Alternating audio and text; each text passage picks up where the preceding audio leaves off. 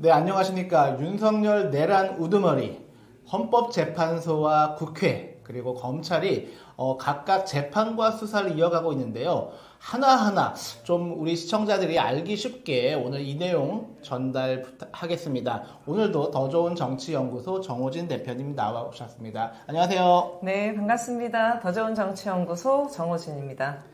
네, 지금 뉴스에서 보고 계시겠지만 지금 헌법재판소 그리고 이제 국회 내란 국정조사 특별위원회 그리고 이제 검찰 수사가 동시에 진행되면서 지금 윤석열 내란 수괴와 그 일당들에 대한 수사와 재판이 어떻게 되는지 약간 복잡하실 것 같습니다. 우선 지금 진행이 어떻게 되고 있는지 좀 설명 좀 부탁 좀 드리겠습니다. 일단 지금 헌법재판소 같은 경우는 탄핵 변론이 6차례, 지난 6일까지 6차례 있었고요.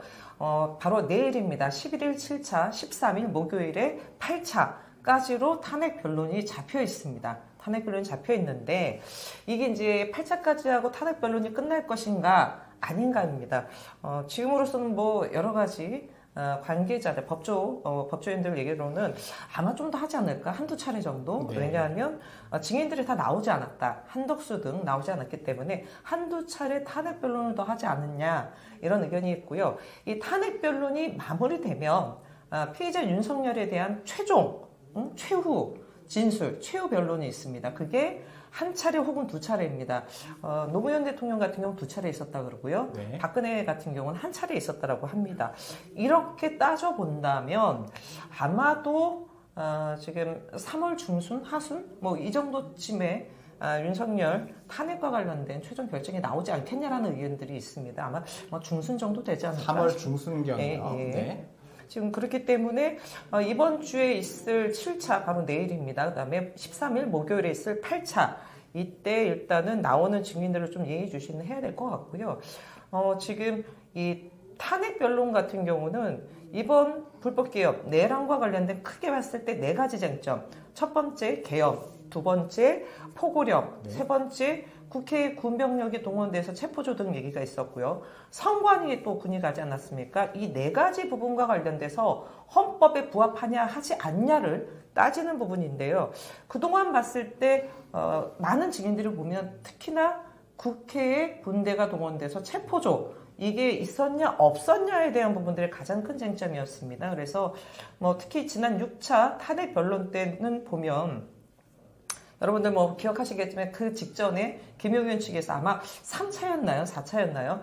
국회의원이 아니라 요원 했다가 네. 지난 6차에는 또 인원이 나왔습니다. 네. 의원, 요원, 인원인데요.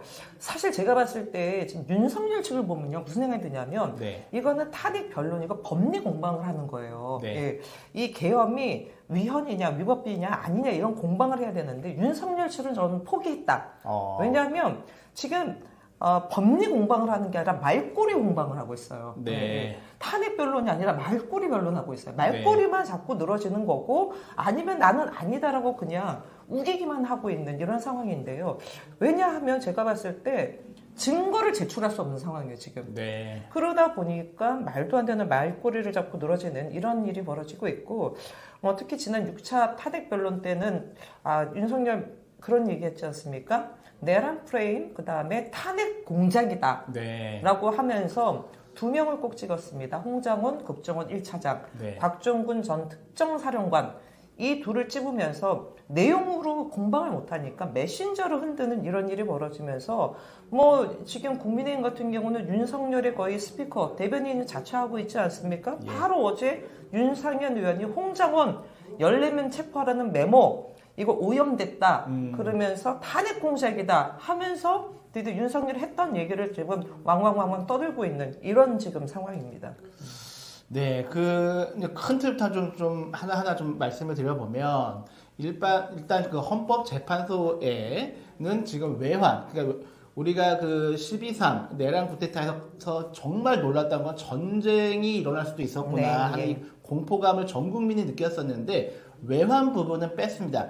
신속하게 윤석열의 대통령 직위를 파면시키는 게 매우 중요하기 때문에 외환까지 가면 복잡해지기 때문에 내란만 헌재에서 다루고 있고, 근데 이제 윤석열, 김용현을 비롯한 이 내란 세력이 변론을 하기보다는 일종의 정치 선동의 장으로 맞습니다. 헌재를 이용하고 있는 게 아닌가 네, 싶고 네. 이것이 밖에 있는 국민의힘 그리고 이제 정광훈을 비롯한 극우 세력들이 이 정치 선동에 놀아나서 엊그제도 뭐 대구에서 한 10만 명 정도가 집결을 했다. 뭐 이런 지금 뉴스가 들릴 정도로 이 정치 선동 공작을 윤석열 일당이 헌법재판소의 공간을 통해서 하고 있는 게 아닌가 하는 좀 생각이 들고요.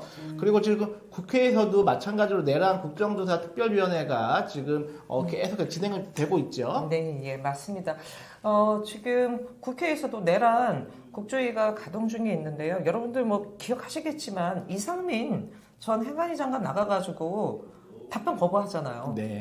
그거 지켜보는 국민들 진짜 열불나게 하고 있고요. 국회의원들 얼마나 열받겠습니까? 이제 그럼에도 불구하고 사실은 의미 있는 증인들의 증언이 나오고 있어요. 예를 들어서 김대호 방첩사 수사대장 같은 경우는 여러분들 기억하시겠지만 여인영 같은 경우는 자기는 그런 적 없다라고 헌재에서는 아예 진술을 거부를 했었지 않습니까? 근데 네.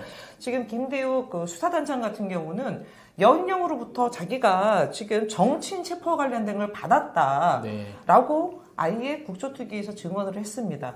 그러니까 제가 봤을 때 우리 많은 분들이 지금 내란의 주요 임무 종사자로 구속 기소된 별단 장군들 있잖아요. 네, 특히 여인영, 그러니까 김용현, 그러니까 1인자 윤석열, 2인자 김용현이 있다면 그 약간의 3인자 측에 해당하는 여인영, 이진우, 곽종근 등이 있는데 네. 사실 이분들이 지금 이 사람 3명을 보면 곽종근 전 특전사령관만 일관된 진술을 하고 있고 네. 이진우는 말을 바꿨고 여인영은 뭐 워낙 충암고추 이쪽이니까 그렇다 네. 치는데 사실은 예하부대에 있는 단장이나 이런 사람들도 이미 검찰 조사를 받았어요. 네. 그러면서 충분히 많은 진술을 했습니다. 그리고 얼마 전에 언론에서도 나왔지만 제가 두 개를 주목을 했는데 첫 번째는 이진우 네. 수방사령관 12.3 계엄 당일날 본인이 카니발 차에 있었고 옆에 수행했던 장교가 있었습니다. 네. 그 장교가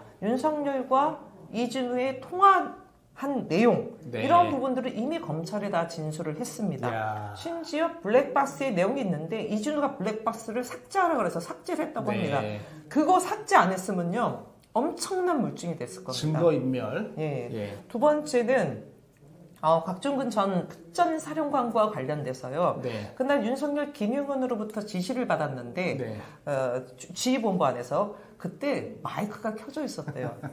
그래서 예하 부대원들이 네. 실시간으로 네. 그거를 다 들었답니다. 그리고 이미 그것도 검찰에서 예하 부대원들이 진술을 했고 참 이런 거 보면서 야 이게 사실은 낱말은 쥐가 듣고 반말은 새가 듣는다 그런 얘기 바뀌었나요? 하여튼 네. 세상에 비밀은 없다. 그리고 군이라는 게 한 명이 움직이는 게 아니라 작전 부대원들이 있는데 네. 이런 부분들을 한두 명이 들은 게 아니에요. 그래서 말씀드렸듯이 여인영, 이진우, 곽종근 이 사람들의 진술도 대단히 중요하지만 이미 수많은 예하 부대원들이 이 불법 계엄, 내란에 대한 증인들이 되고 있습니다. 이미 진술도 했고요. 네. 예, 곽종근 특전사령관 뭐였죠? 맞습니다. 곽종근 그 스피커를 켜놓았기 때문에 예하 부대원들이 함께 들었다. 이거는 이제 영화의 한 장면을 떠올리게 하는데 그 서울의 봄에서 그 명장면이 나오지요. 서울의 봄에서 그 고의적으로 이렇게 스피커를 켰었던 장면이 떠오르는 거고 혹시 곽종근 이분께서 이제 고의적으로 스피커를 켜놓은 건 아닌가? 본인은 뭐 이렇게 몰랐다고 이야기하는 것 같지만 되게 좀 중요한 장면이었던 것 같습니다. 지금 서울의 봄 말씀하시니까 문득 떠오르는데요. 약간의 좀 우연의 일치인가? 서울의 봄에서도 보면 마지막까지 이 전두광의 네. 이런 이 친위 쿠데타와 관련돼서 저항했던 사람이 크게 보면 특전사령관이 있지 않습니까? 네, 네. 예. 그리고 또 하나가 그 우리 정우성 씨가 연기했던 수방사예요, 수방사. 네, 네. 근데 12월 6일 날 김병주 의원과 인터뷰를 했을 때 국회의원 끌어내라 등등 얘기했던 당사자가 곽종근, 이진우였어요. 네. 근데 이진우는 지금 입장을 좀 바꾼 것 같은데 그것과도 약간 좀 우연의 일치가 네. 비슷하네요. 이게 현실에 벌어지고 있는 이 상황들이 서울의 보험과 어쩜 이렇게 닮아 있는지 그 스피커폰 켜놓고까지도 좀 우리가 재미있게 좀 주목한 것 같고요. 앞서 서두에 말씀드렸듯이 지금 헌법재판소, 국회, 검찰 수사가 이렇게 좀 동시 진행이 되다 보니까 약간 좀 우리 시청자들께서 헷갈리거나 이 점을 주목해서 봐야 되는데 주목하지 못한 부분 빠져 있거나 혹시 그런 포인트가 어떤 게 있을까요? 이제 앞으로 남은 게 내일과 모레, 뭐 물론 더 추가될 수 있습니다. 탄핵 변론인데요.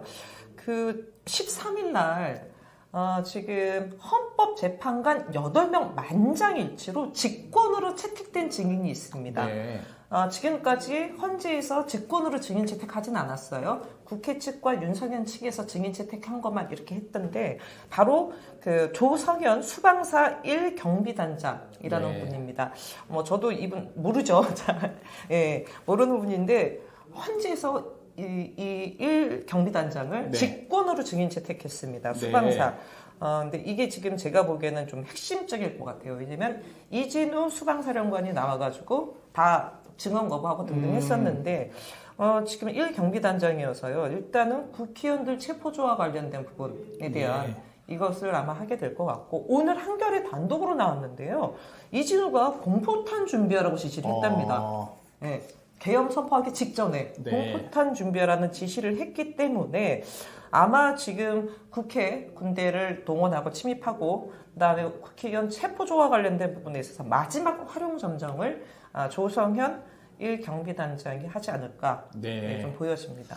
헌법재판소 8명 헌법재판관 전원 네. 동의로 직권으로 증인으로 채택을 했기 때문에 더욱더 조성현 그 수방사 1경비단장의 증언이 더욱더 무게가 실릴 것 같습니다. 저는 개인적으로 이 헌재도 그렇고 검찰 수사도 그러하지만 국회의 그 내란 그 특위의 경우에도 제가 좀 되게 민주당과 야권 우리 국회의원들을 되게 높게 평가할 수밖에 없는 게 헌재나 특히 검찰 수사 같은 경우는 이게 우리가 실시간으로 그 내용을 살펴보기 힘든데 국회 같은 경우에는 국민의힘이 그렇게까지 방해 공작을 했음에도 불구하고 그 야당 우리 정치인들이 정말 얼마나 그 되게 세밀하게 준비하고 조사해서 국회에서 실시간으로 국민들에게 그것을 알려주고 있지 않습니까? 그래서 이번 야당 정치인들에게 제일 높은 점수를 제가 드리고 싶다 그렇게 말씀을 좀 드리고 싶습니다. 저는 개인적으로 이번에 보면서 좀 두드러졌던 부분이 비화폰과 관련돼서 윤건영 의원이 아주 집요하게 많은 부분들을 좀 이번에 드러냈어요. 네. 특히 이번 비화폰과 관련된 부분은 이 경찰 국수본 조사에서도 대단히 중요한 부분입니다. 그렇기 네. 때문에 그런 부분 한번 좀 봤으면 좋겠고, 요거는 약간 좀 다른 맥락이긴 하지만 지금 가장 큰 또 이슈 중에 하나가 이 박현수 행안부 경찰국장 지금 네. 치안 정감으로 지금 내정된 데다가 서울 경찰청장 직무 대행으로 발령이 났어요. 네, 맞습니다. 이게 지금 말도 안 되는 일이 벌어지고 있습니다. 이 사람이 불법경 당시에 지금 조지우 경찰청장 비롯해가지고 등등 여러 얘기를 해서 이 사람이 사실은 지금 승진 대상자가 아니라 수사 대상자가 돼야 되는 사람이 지금 승진이 돼버렸어요. 이게 여러 가지 문제가 지금 다 걸려 있는데 이게 아마 18일인가요? 지금 제가 헷갈리는데 국회 내란특위 아니면 지금 행안위에서 아마 이거 관련된 국회 행안위에서 현안질을 하게 될 텐데 이 부분에 대해서 정말 집요하게 좀 파고들었으면 좋겠습니다. 네. 예. 그리고 가장 제가 보기에는 최근 들어 더더욱 중요한 게 검찰이 이번 내란에서 어떤 역할을 했을까 이 대목이 좀 통째로 빠져 있다. 지금 군이라든지 다른 기관들은 지금 수사가 쭉 들어가고 있고 국수본까지도 지금 압수수색을 하고 했지만 검찰이 분명히 중요한 역할을 했을 텐데 검찰과 관련된 부분은 지금 통으로 빠져 있다. 이 대목 앞으로 우리가 남은 시간 동안 좀 주목해서 파헤쳐 봐야 되지 않을까 생각이 들고 윤석열이 국무위원들에게 이제 그 최상복에게만 우리 흔히 쪽지라고 하는데 쪽지가 아니라 이제 A4 종이 한 장이었다고 합니다. 그리고 자꾸 쪽지라는 용어로 그렇죠. 좀 이렇게 좀 격을 떨어뜨리고 있는데 A4 한 장 문서라고 보는 거 거기 이제 8쪽이라고 쓰여 있었다고 하죠. 그러면은 합리적으로 8쪽이라는 것이 있었다면 이거는 적어도 10쪽을 넘어서는 그러한 문서인 거고 그 중에 8조 한 장이 이제 경제부총리에게 지시가 된 거고 나머지도 이제 국무위원들에게 지시가 되어 왔을 것이고 네, 네. 그 중에 한 장은 분명히 검찰에게 무언가 중요한 지시가 있었을 것이다. 근데 검찰이 이 대목을 지금 통으로 빼고 있다. 이 점에 대해서도 우리가 좀 남은 이 헌재의 이 재판 기간 동안 좀 주목해서 봐야 하지 않을까 좀 생각이 좀 들었습니다.